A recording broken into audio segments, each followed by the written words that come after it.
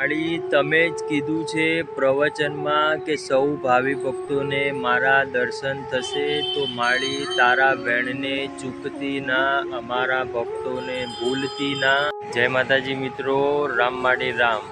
આજે આપણે જાણવાનું છે કે ખુખાર મેરડી માતા તમામ ભક્તોને દર્શન આપે છે, તો શું આપણને પણ આપશે?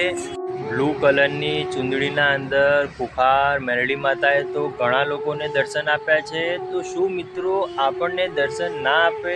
જરૂર આપશે। તો શું કરશું? આજે હું સરસ મજાનો ઉપાય લઈને આવ્યો છું મિત્રો। ખુખાર મેરડી માતાએ જ આ ઉપાય આપ્યો છે, એના માધ્યમથી આજે હું તમને સરસ મજાનું એક ઉદાહરણ આપીશ અને પછી ઉપાય પણ જણાવીશ। આ ઉપાયથી 100% તમે પણ ખુખાર મેરડી માતાના દર્શન કરી શકશો।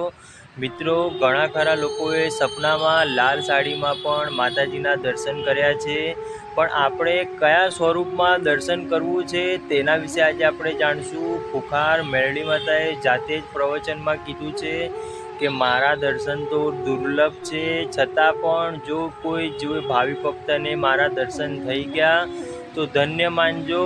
તો ઉપાય એવો છે કે ભોળું મન ભાળી ભગવાન આવે છે। મિત્રો સવાર સાંજ અગરબત્તી દીવાબત્તી તો તમે અને હું કરીએ જ છે, પણ આપણા અમુક એવા નીચ કર્મના આધીન આપણને ભગવાનના સ્વરૂપના દર્શન નથી થતા। કાળા કળિયુગના અંદર જો કોઈ જાગતું દેવ હોય તો એ ખુખાર મેરડી છે, જે મસાણી મેરડી પણ કહી શકીએ છીએ। મિત્રો બધા ભાવિ ભક્તોને એવું હોય કે અમને પણ માતાજીના સ્વરૂપના દર્શન થાય, તો મિત્રો સ્વરૂપના દર્શન તો ડગલે ને પગલે તમને અને મને થતા જ હોય છે। ખુખાર મેરડી માતાએ પણ કીધું છે કે તમે 24 કલાકમાં એકવાર પણ મને યાદ કરશો, પણ હું તો સૌ ભક્તોના રજે રજે યાદ કરું છું। તો શું મિત્રો આપણને ખુખાર મેરડી માતા દર્શન ના આપે? જરૂર આપશે।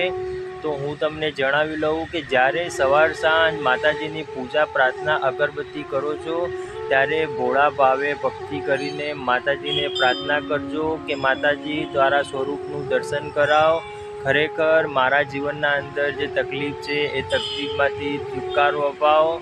મિત્રો ભગવાન માતાજી ક્યારે પોતાના દીકરાનું અહિત નથી કરતા, છતાં પણ જો તમને એવું લાગતું હોય તો એક હૃદય ઉપર હાથ મૂકીને એટલો વિશ્વાસ રાખજો કે જ્યારથી ખુખાર મેરડીના સાનિધ્યમાં ગયા ત્યારથી 1% તો ફાયદો થયો જ હશે।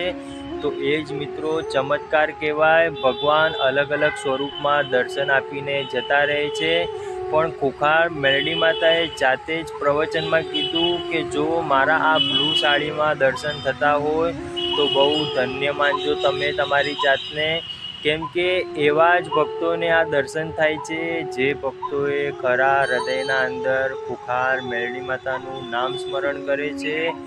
દિવસ રાત લોહીનું પાણી કરીને પોતાના પાસે પૈસા હોય ના હોય, ગમે તેવો તડકો હોય, વરસાદ હોય, ઠંડી હોય, પણ એમની એક જ લગ્ની હોય કે ખુખાર મેરડીના સાનિધ્યમાં જવું છે, બારેજા જેવા ધામ જવું છે, માળીના દર્શન કરવા છે। મિત્રો આવો ભાવ હોય, જો મારો આવો ભાવ હોય તો ખુખાર મેરડી માતા દર્શન આપ્યા વગર રહે જ નહીં। પણ અમુક આપણા નીચ કર્મના આધીન આપણને ભગવાનના સ્વરૂપનું દર્શન નથી થતું, તો આપણે આજે ખરા મનથી ભગવાનને પ્રાર્થના કરીએ કે માળી જેવી રીતે તું લોકો બધા ભાવિ ભક્તોને દર્શન આપે છે, એવી જ રીતે અમને પણ ક્યારેક ના ક્યારેક દર્શન આપજે, કે તમે મને ખરા મનથી યાદ કરજો। જો હું 1 મિનિટ પણ વાટ જોવા ઊભી રહું તો મને કહેજો। મિત્રો આવો ભાવ ખુખાર મેરડી માતાનો છે, તો આપણે પણ એમના ભક્ત છીએ, તો આપણે પણ એવો ભાવ રાખવો છે। એ ભાવ એક જ છે કે આપણે કોઈ પણ જગ્યાએ જઈએ માતાજીને પ્રાર્થના કરીને નીકળવું છે।